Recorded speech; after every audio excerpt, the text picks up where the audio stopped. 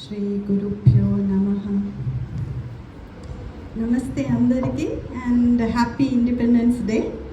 ఇవాళ thank you. ఇవాళ ఎంతమంది జెండా వందనానికి వెళ్ళారు? Very nice. పొద్దున్నే లేచి, నాకు చిన్నప్పుడు జ్ఞాపకాలు ఉన్నాయి.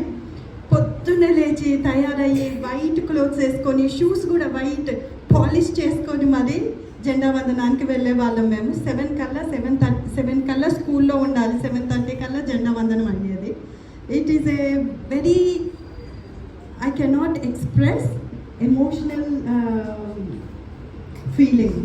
జెండా వందనానికి వెళ్ళినప్పుడు, జనగణమన పాడినప్పుడు ప్రతిసారి ఒక రకమైన ఎమోషన్ మనసులో. ఆ పాట వినంగానే ఎక్కడున్నా కానీ ఆ emotion was always there. I'm sure మీ అందరికీ కూడా జనగణమన వినంగానే ఆ ఎమోషన్ వస్తుందని నేను అనుకుంటున్నాను కదా. అయితే చాలామంది ఫ్రీడమ్ ఫైటర్స్ ఎంతోమంది కష్టపడితే కానీ మనం ఆ జెండా ఎగరేయలేకపోతున్నాం కదా. కాబట్టి ఆ ఎమోషన్ మనలో ఉంది. సో ఇంతమంది కష్టపడ్డారు కదా, కొందరు పేర్లు చెప్పండి. సవర్కర్,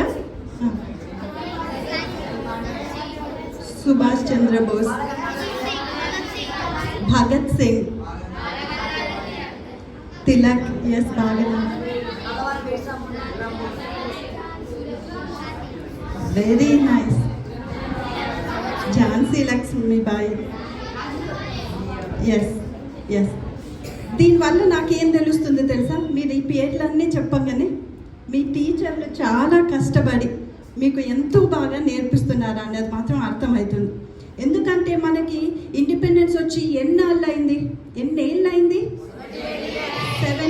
ఇయర్స్. 78 ఇయర్స్ తర్వాత మీరు పుట్టారు అంటే సరే, మీకు ఇప్పుడు 10 ఏళ్ళు ఉంటే 68 ఇయర్స్ తర్వాత పుట్టారు అనుకోవచ్చు.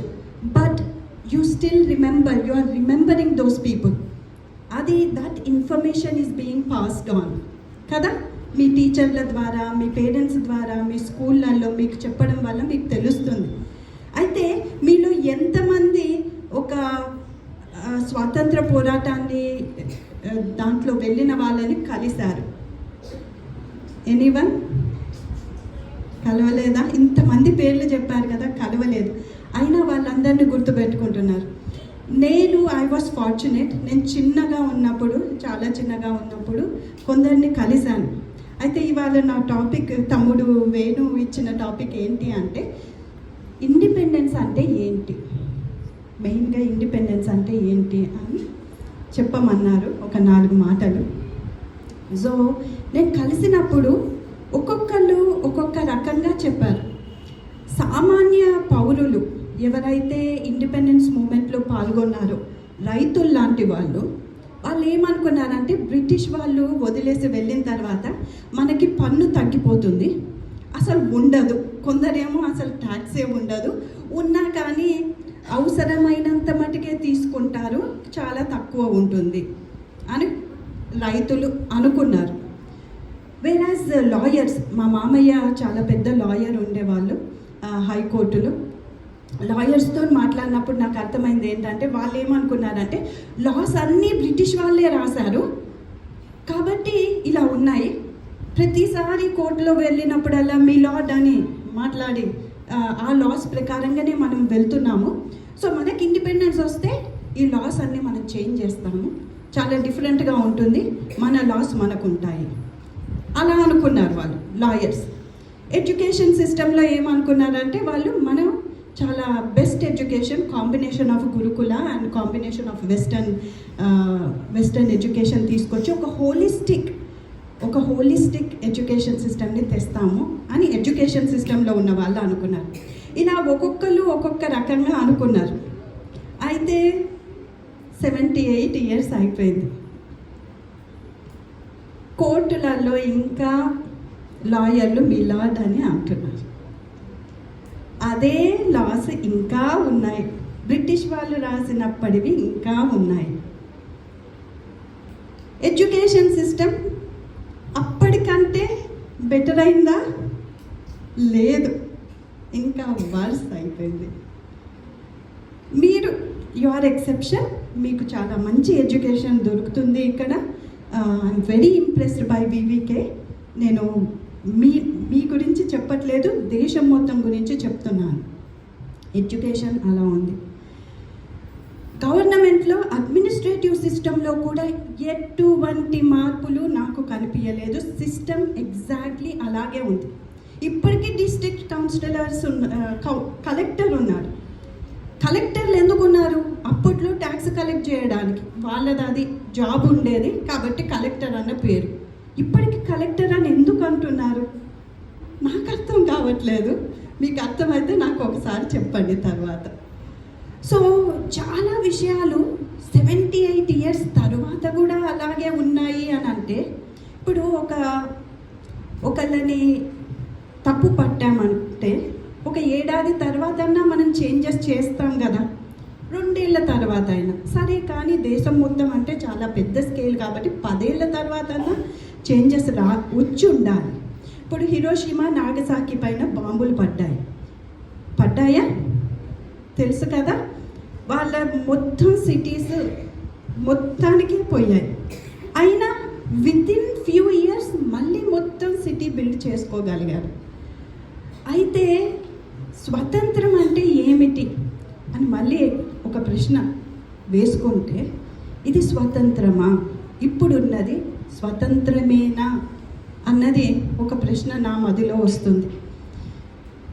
అయితే స్వతంత్రం అంటే ఒక్కటి మాత్రం నిజం, ఇంతకు ముందు బ్రిటిష్ వాళ్ళు ఉన్నప్పుడు ఫ్రీగా మనం మాట్లాడలేకపోయేవాళ్ళం.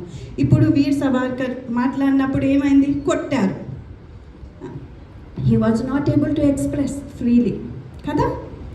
కానీ ఇప్పుడు మనకి ఫ్రీడమ్ ఉంది, అయినా మనం నోరు మూసుకొనే ఉన్నాం. అది ఫ్రీడమ్ ఉన్నప్పుడు మనం సద్వినియోగపరచుకోవట్లేదు. Freedom comes with a responsibility. Freedom comes with a responsibility. Responsibility ఏంటి? ఒకటి టీవీ ఉంది, రిమోటు ఉంది, మీరు చూడట్లేదు, టీవీ చూడట్లేదు, టీవీ లేదు ప్రోగ్రాములు రావట్లేదు అంటున్నారంటే అది ఎవరిది తప్పు? మనదే. మనం రిమోట్ యూజ్ చేయట్లేదు, టీవీ ఆన్ చేయట్లేదు. మనకు ఫ్రీడమ్ ఉంది, మనం చేంజ్ చేయట్లేదు. అయితే ఒక ఫ్యూ స్మాల్ థింగ్స్ చెప్తాను. మీరు పిల్లలు కాబట్టి నాకు మీతో మాట్లాడాలని చాలా ఉండే, అందుకే నేను తమ్ముడు సంతోష్తోని అన్నాను అనమాట, పిల్లల్ని కలవాలని ఉంది ఈ సందర్భంగా అని. Small exercise. నేను చిన్నగా ఉండేటప్పుడు నేను చేసిందే మీకు చెప్తాను, నేను చెయ్యను ఎప్పుడు చెప్పను. నేను చిన్నగా ఉన్నప్పుడు ఏం చేసేదాన్ని, నాకు ఏది తప్పుగా కనిపించినా కానీ నేను న్యూస్ పేపర్లకి రాసేసేదాన్ని, ఎడిటోరియల్కి. హిందూలో పబ్లిష్ అయ్యాయి, ఇండియన్ ఎక్స్ప్రెస్లో పబ్లిష్ అయ్యాయి. ఎందుకంటే అప్పుడు నాకు ఐ వాజ్ ఏ మైనర్, ఎందుకంటే నాకు 18 ఇయర్స్ పైన లేదు. నేను ఎమ్మెల్యేకో ఎంపీకో రాసే ఏజ్ కాదు, నాకు ఓటు హక్కు లేదు అప్పుడు, చిన్నగా ఉన్నా. కాబట్టి నేను పేపర్లో రాసేదాన్ని అన్నమాట. ఎప్పుడైనా ఏదైనా తప్పు కనిపిస్తే చూపించండి, ఇది తప్పు, ఆ మాట తీసుకెళ్ళాలి ముందుకి.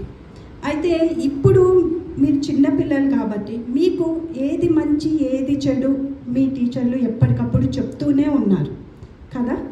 కాబట్టి మీరు ఎవల్యూషన్ ప్రాసెస్లో ఉన్నారు.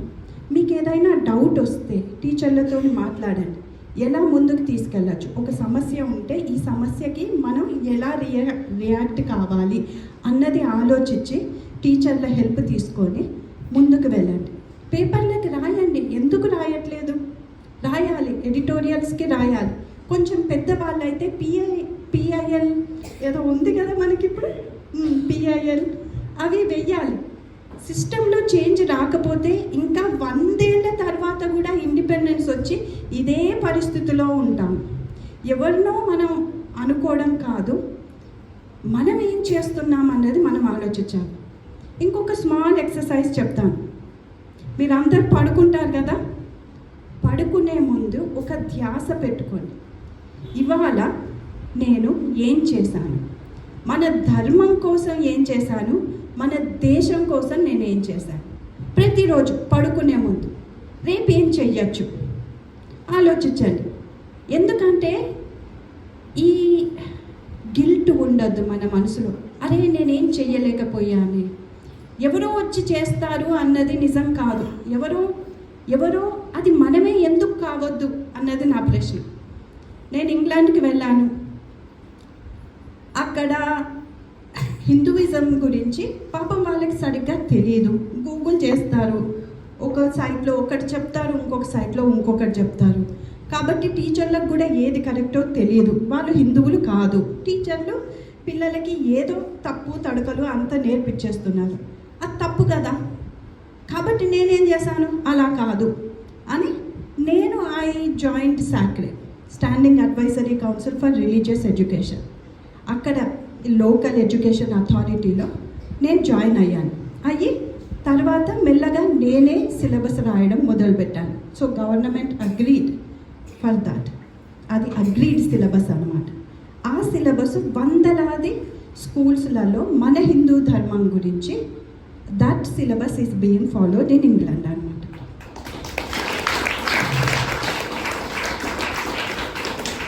Thank you. అంటే నేను గొప్పగా చెప్పడం అని కాదు, కాకపోతే ఏంటి మనం ఏం చేయగలుగుతాం. నేను కూర్చొని మా పిల్లలకి సరిగ్గా చెప్పట్లేదు టీచర్లు అని తిట్టుకోవడం వల్ల వచ్చే లాభం ఏమీ లేదు. ఒక కోరిక ఉండొచ్చు, ఒక కోరిక మనకి ఉండొచ్చు. నాకు సరే నీ కోరిక ఏంటమ్మా, what is your wish? Yes, any wish. Doctor కావాలని ఉందా నీకు?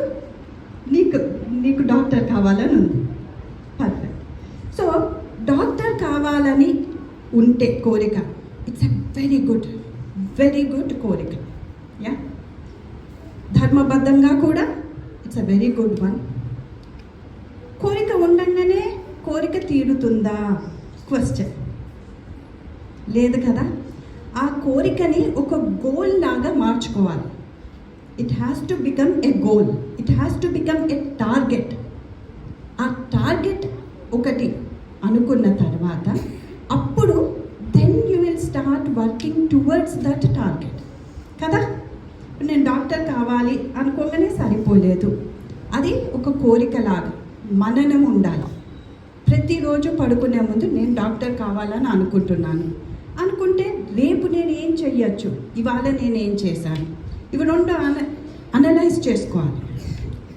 అనలైజ్ చేసుకొని తర్వాత నెక్స్ట్ డే ఏం చేస్తున్నావు అన్నది మళ్ళీ పొద్దున్నే లేవగానే ఓకే నేను రాత్రి ఇది అనుకున్నాను, ఇవి నేను చెయ్యాలి. మర్చిపోయేటట్టు అయితే పడుకునే ముందు ఒక చిన్న బుక్ పెట్టుకొని నేను ఇవాళ ఇది చేశాను, రేపు ఇది చెయ్యాలనుకుంటున్నాను అని రాసుకొని రేపు అచీవ్ చేయగలండి. So this applies not to just personal కోరికలు, బట్ అపార్ట్ ఫ్రమ్ దట్ ఇంకొక ఎక్స్ట్రా లైన్ పెట్టుకోండి. దేశానికి, ధర్మానికి నేను ఏం చేశాను ఇవాళ, రేపు నేను ఏం చెయ్యదలుచుకున్నాను అన్నది రాసుకోండి. అచీవ్ చెయ్యలేకపోతే ఆ రోజు బిజీగా ఉండి అచీవ్ చెయ్యలేకపోయినా పర్వాలేదు, కానీ రాసుకోండి. నెక్స్ట్ డే కాకపోతే ఆ నెక్స్ట్ డే అన్నా చేసుకోవచ్చు కదా. సో ఆల్వేస్ ఆ మననం ఉండాలి, ఆ ధర్మము అండ్ దేశం కోసం నేనేం చేయిస్తాను అన్నది ఉండాలి. సరేనా? Thank you so much.